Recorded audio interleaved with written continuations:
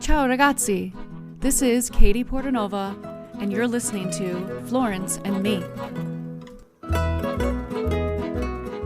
I'm a lover of stories and all things Italian, and I'm going to bring you all that in this podcast. My intention is to inspire you to step out of your comfort zone and explore life and travel the world. Join me as I tell you my story and many others about Italy and my love, Florence. Andiamo! Ciao, ragazzi. I'm back from a weeks-long vacation in Austin, Texas, visiting my sister, nephew, and brother-in-law. It was very good to get away. This episode is probably launching the week after I got back, so sorry about that, but I forgot I had another episode, so I published that today. I'm doing it on the 10th. It'll probably publish on the 17th, like you care. It's okay. So yeah, my week was very relaxing. I slept until 7. And those of you that don't know, I usually get up at 4 a.m. every day, 4:30 some days, for my day job at the country club. So, yeah, it was a great getaway. Yes, it was very hot, and we enjoyed it. And also, little known fact, my first paid time off in probably over 20 years, since I worked at Motorola in 2004. Was my last paid time off. So yeah, all good things all around. I want to start off by saying that I have been doing a lot of publicity, let's say, for my retreats, for Truly Italy, with some publications, as you guys know from the last episode, or 2 episodes ago. I'm in a magazine, digital, but still magazine, McHenry County Living. If you missed that episode, it is episode 67. So you can listen to that or go to my website. Not my website. Go to my Facebook page. I need to put it on my website. I need to write a blog post on it too. So just thinking of all the things that I need to do. So, yeah, I did that. And then the week before I left for Austin, I met with Matt from Left at the Light podcast, based out of McHenry County. And we had a lovely conversation about all my offers and experiences. And that will launch in October. And I will be sure to share that with you through all my socials and talk about it here on the podcast. So yeah, that was a great experience. I can't wait for people to hear that one. And then tomorrow night, I'm doing a podcast episode with a new podcast that I found through my business coach. Thank you, Robin. And I'm going to their house, and they're really close by in Johnsburg. And I can't wait to meet these girls. I've been listening to their episodes, and they sound hilarious. And it seems that we'll be drinking, because they seem to be drinking on the episodes. So my kind of place to be. So I'm excited to talk to them about Truly Italy and all of the amazing things that we're doing, and more things to come in the future, I'm sure. Yeah, so there's that publicity. If you know of anybody, or if you want me on your podcast for an interview, please email me at trulyitalytours@gmail.com. I would love to be on another travel or any type of like local podcast, any podcast. I want to talk about what I'm doing, and I feel it's the best way to do it is when I'm talking. Writing blogs and doing posts is a completely different thing, and creating those goddamn reels every week. So I took a break of making reels. I was very good to myself last week. I found this app through my sister, and it's very easy to make reels because all I do is add text and add photos, and it's already made, and it's perfect because my mind, I can't any of you guys out there that know how I feel, you know I feel with making reels. They're just a pain. It's an acquired learning task that you have to really sit down and really focus. So this app is amazing. It's called In Stories. If you're curious, you have to pay for it. Actually, everything, right? All the apps you have to pay for now.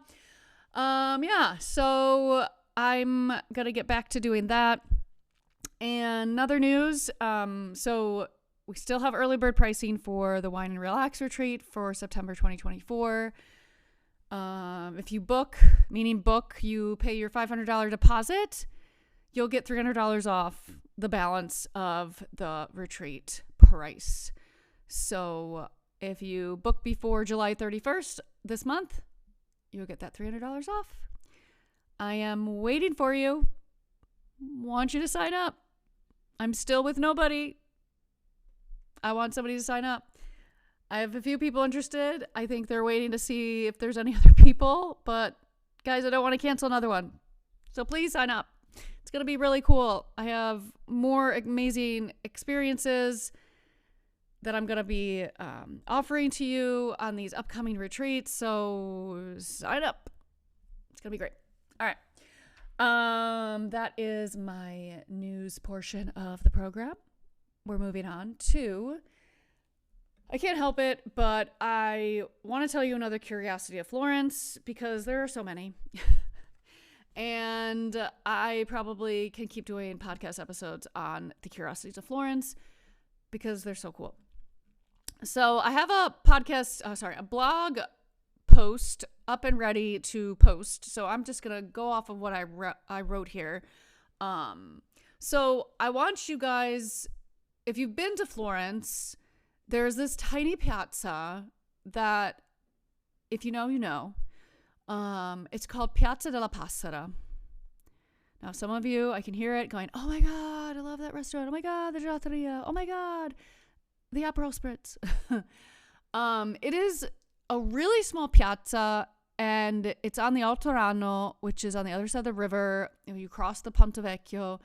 It's a quaint little piazza, and I don't know if you know the story or the history of the piazza, because right now it's a hip little place to hang, especially if you're in your 20s and you're studying abroad, because that's where I did. Or if you're living there, it's a really nice place to meet friends for aperitivo, happy hour, or go to dinner at the restaurant in the piazza. So, first, I'll tell you how I came about it. So I think I found this piazza, I want to say in 2005, because I don't remember finding it when I was a student, unless if I wasn't aware of it. I might have walked through it, but I wasn't aware of it. I remember, I'll tell you a quick story, and they're never quick, right? In 2005, the summer of 2005, I quit my job at my only corporate job, which was Motorola. And I went off for 3 months in beautiful Florence to learn Italian.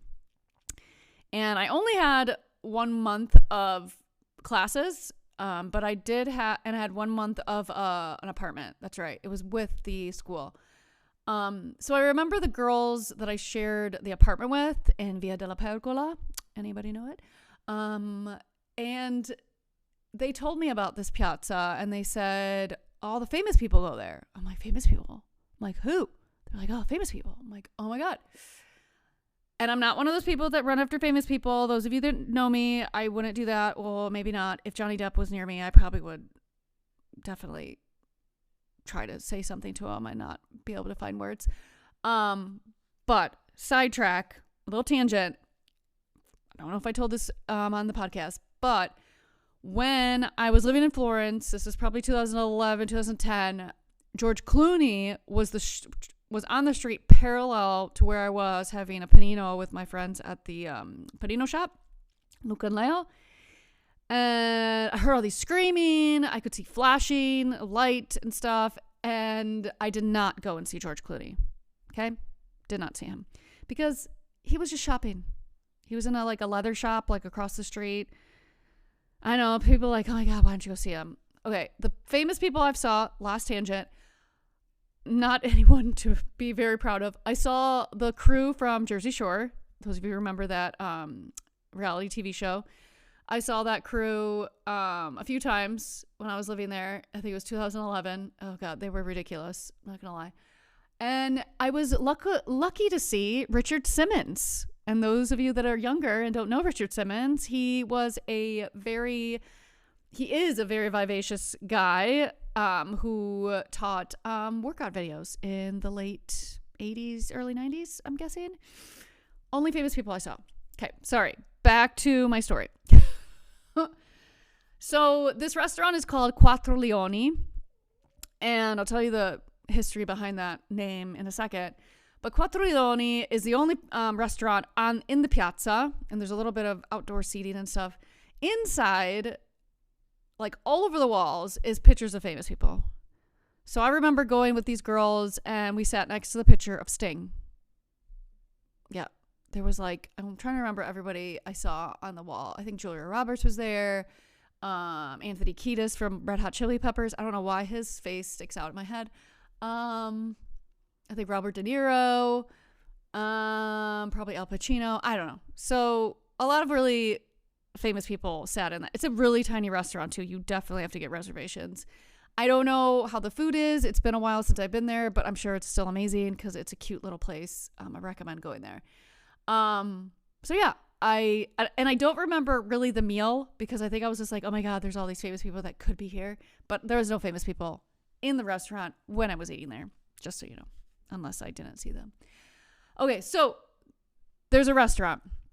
There's a bar that has a little happy hour, and I think the bar and the gelateria is the same. I believe so. I'm thinking in my head because I put my notes that there's also a gelateria. Yeah. Anyway, both places are great, and it's a really cute place to go at night. Okay, to get a gelato or have a happy hour. Okay. So the history of this piazza, very tiny piazza. During the 13th century, Florentine law divided up the city into various named quarters, which were each assigned a flag. The area, which now hosts Piazza della Passera, came under the zone of Quattro Leoni, 4 lions, boasting a yellow flag with 4 red lions. One of the piazzas, Renonciatorias, Quattro Leoni, has retained this historical name from the time of the first Grand Duke of Tuscany, Cosimo de' Medici. So that is why Quattro Leoni is the name of the restaurant. The restaurant is actually not spelled with the number quattro. It's like quattro, Quattro. It's not spelled like that. It's the number 4 and Leoni, Leoni. Leoni. You know, I said it right. Okay. So why am I talking about this piazza? You might ask. There are 2 legends that come around the name of the piazza. Okay. And if you're not well versed with Passera, I'll explain in a second. The legend of the dying sparrow. This is the legend of the dying sparrow. According to the legend, during the year 1348, Florence was devastated by the Black Death, or the deadly plague. As narrated by Giovanni Boccaccio in the Decameron, which is a famous book I had to read when I was a study abroad student, the story goes that the children discovered a dying sparrow in this piazza. Despite their efforts, they were unable to save the bird and eventually died. The death of the sparrow was believed to have brought the Black Death to Florence, leading to the widespread plague that resulted in the deaths of many people. Okay, that's the one legend. Okay. The legend that I was always told, especially from Florentines that told me, like my friends, there's a slang meaning to the word passera and prostitution. So you probably kind of guess where I'm going here. The more widely accepted explanation for the name passera is rooted in its slang meaning, which refers to the female genitalia. Okay. This interpretation suggests that the name may have originated from the presence of a brothel in the area where the square is located. The peculiar shape of the square is attributed to the layout or history of the brothel. What I heard, and I don't know if it's true, but if you look at Quattro Leoni when you get into the piazza, to your right, there is a building. Well, they're all attached, but there's another entrance to a building. And I believe that is where the entrance of the brothel was. This is what I was told, but I could be wrong. But yeah, so that is a little known fact about Piazza della Passera. Yeah, and that's basically all I was going to talk about today. I'm trying to think if there's anything else coming up. I have some new, I'm going to be offering some new travel excursion planning options in the future. So I'm going to post about that once it's more clear in my brain and then it's on a piece of paper. Because I've had a lot of you reach out for just little things and then some nitty gritty things and some things that I'm like, I can't do it anymore. I'm just me. I don't have a army of people behind me yet.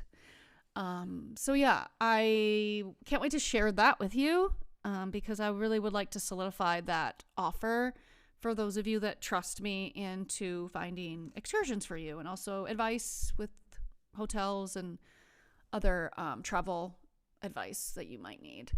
But yeah, so I will leave it at that. Thanks for listening, all of you listening. I keep seeing newer listeners listening, so I'm really excited to hear that you guys enjoy it.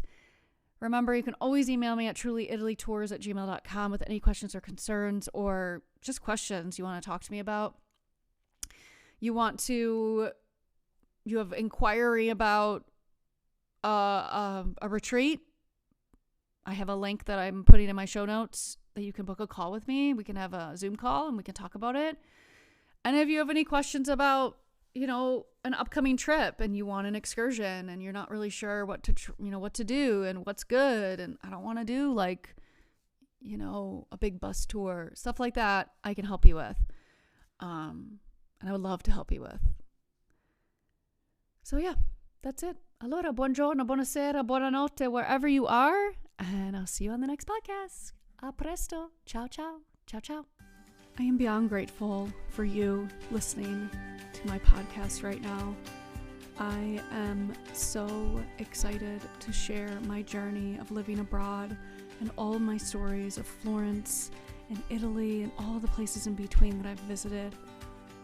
If this has reached you in any way and you would like to continue, please subscribe now. Also, go check out my website, trulyitaly.tours, for all my travel experiences. Ci si vede. Ciao.